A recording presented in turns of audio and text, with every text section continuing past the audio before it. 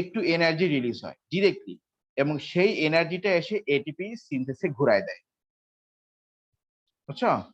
ওই এনার্জিটা এই যে এখান থেকে যে এটা হচ্ছে, সেই এই এই রিয়াকশনেই একটু এনার্জি রিলিজ হয়, সেই এনার্জি ডিরেক্টলি এসে এটিপি সিনথেসে ঘুরায় দেয়, আর ঘুরাই দিলে সেখানেই একটা এটিপি তৈরি হয়ে যায়। এই জন্য আমরা এখানে লিখি, কই গেল, যা আমি কি সব মুছে দিয়েছি, কই গেল সবকিছু,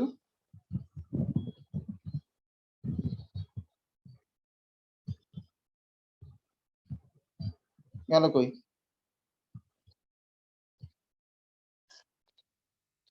একটু দাঁড়াও আমি খুলে নি। যাক,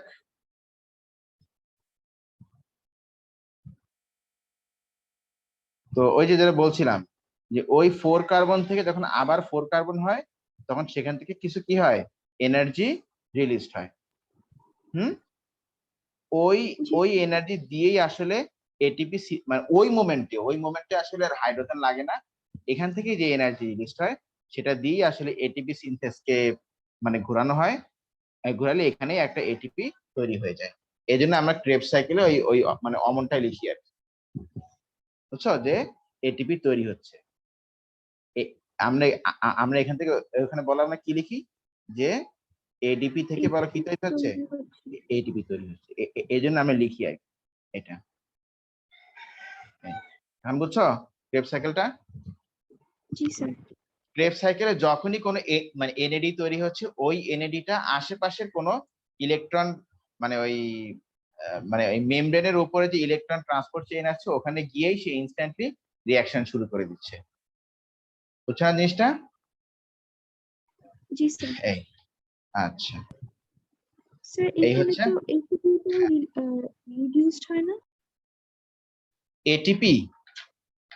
এটিপি এফএডি। আসলে এফএডি, হ্যাঁ এফএডিও রিডিউসড হয়, আর ওই সেম সেম মেকানিজম। এফএডি মানে রিডিউসড এফএডি তৈরি হওয়ার সঙ্গে সঙ্গে সে ওই ইলেকট্রন ট্রান্সপোর্ট চেইনে গিয়ে সে রিয়াকশন শুরু করে দেয়, বুঝছো? জি স্যার। এই, আচ্ছা। এবার তুমি আসো মা, আমরা যে জায়গাটা পড়বো সেটা হচ্ছে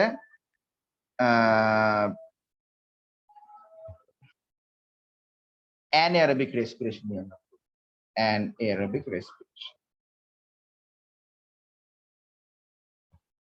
আমরা তো এয়ারোবিক রেসপিরেশন পড়বো, এবার অ্যানারোবিক রেসপিরেশন।